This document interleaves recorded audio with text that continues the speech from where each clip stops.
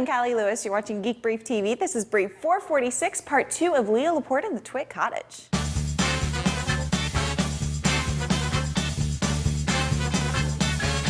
I didn't show you all the stuff it can do. I mean, I have a video. Do you want him to come back over? You want to see more? Neil? Hey, let me just look over here. No, that's not the same thing. Oh. It's not the same. That's the output. he's totally going to ruin your studio. It's not a big studio. It's not, and this is why I have camera operators. You're really pretty much stuck here. It's much smaller than I thought it would be. Yeah, well, studios usually right, they are, yeah. So these tabs up the top are different things I can do. So this tab, the DDR tab, allows me basically 2 tape players. So if I can add video from the hard drive. I can take a recording, and then I can play it back in the tape. In fact, if I switch to tape 1, you'll see we're actually playing back that recording. I'll take out your name there. So that's playing back off of VTR. So I have 2 of those that I can play simultaneously or separately, and so that's a very handy feature to have. Pretty much all formats?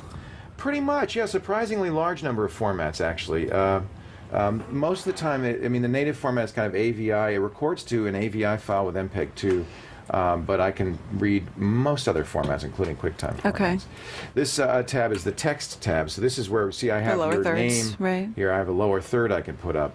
I can also add other lower thirds. We have a great listener. His name is Nightingale, who's created a ton of lower thirds for us. So I have very cool. Audible, and I have, and some of them are even kind of, take over the screen. You've probably seen the Brain Tonic one that has more going on. So there's a lot you can do with these lower thirds. There's alpha channels, there's transparency. I think there's even motion. This is one area that we really haven't gotten very sophisticated in. We've really just kind of stuck with the basic ideas of the lower thirds. Right. Neil's started using motion in lower thirds. It's working really well. Yeah, the TriCaster, unfortunately, is kind of limited. I would love to use, for instance, Apple's motion.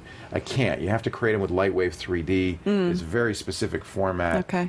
There are people who know how to do this. I'm not one of them. It's pretty sophisticated. Input setup allows me to do some interesting things. For instance, let's say I want your camera and I want my camera in a double box. I can do that by turning on the double box set. Well, right now it's me and Amber.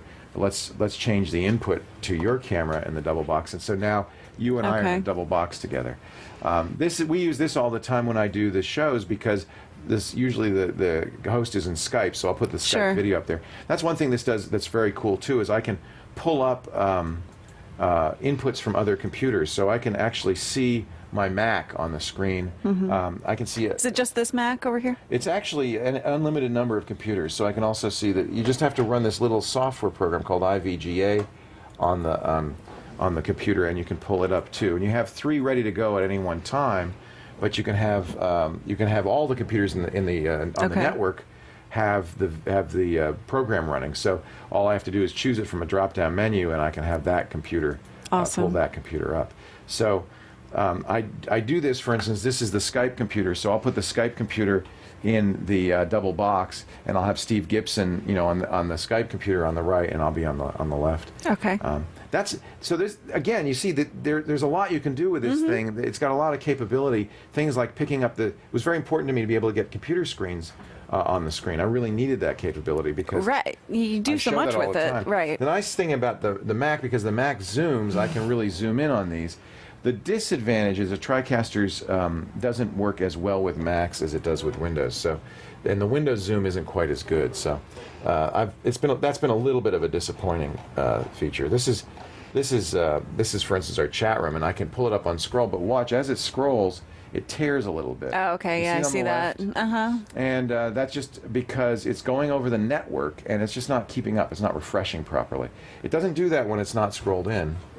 It does it fine when it's not scrolled in, but you can't read the screen when it's not scrolled in. So there are little things like that I would like to see improved, but I mean, are they constantly working on it? They are. We just got another update. They're always working on it all the time. There's some things. It crashes. I put tapes up at night, and I try to roll tapes all night for reruns, and it crashes about 75% of the time before I get back. So it's just Dead air. Yeah. Okay. Or frozen. But you know, also sometimes Stickam, our streams, they change the server there in the middle of the night. So it's not set it up to run unattended, completely unattended all night. You know, sometimes eventually it'll crash, but I go home. It runs as long as it does.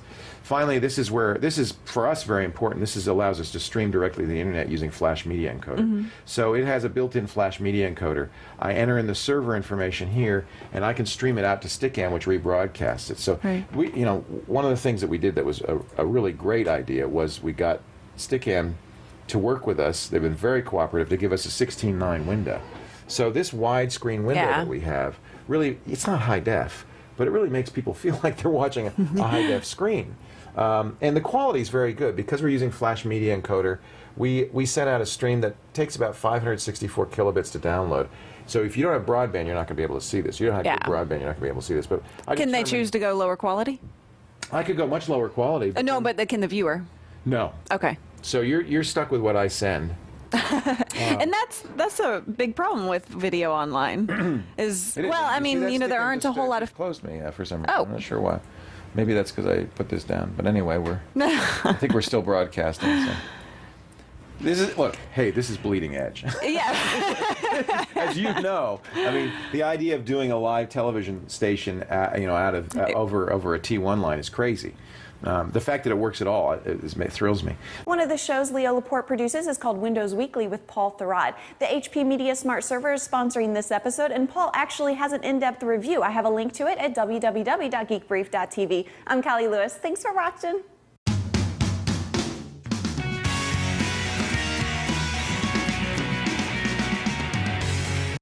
This is as close as I've ever gotten to celebrating Halloween.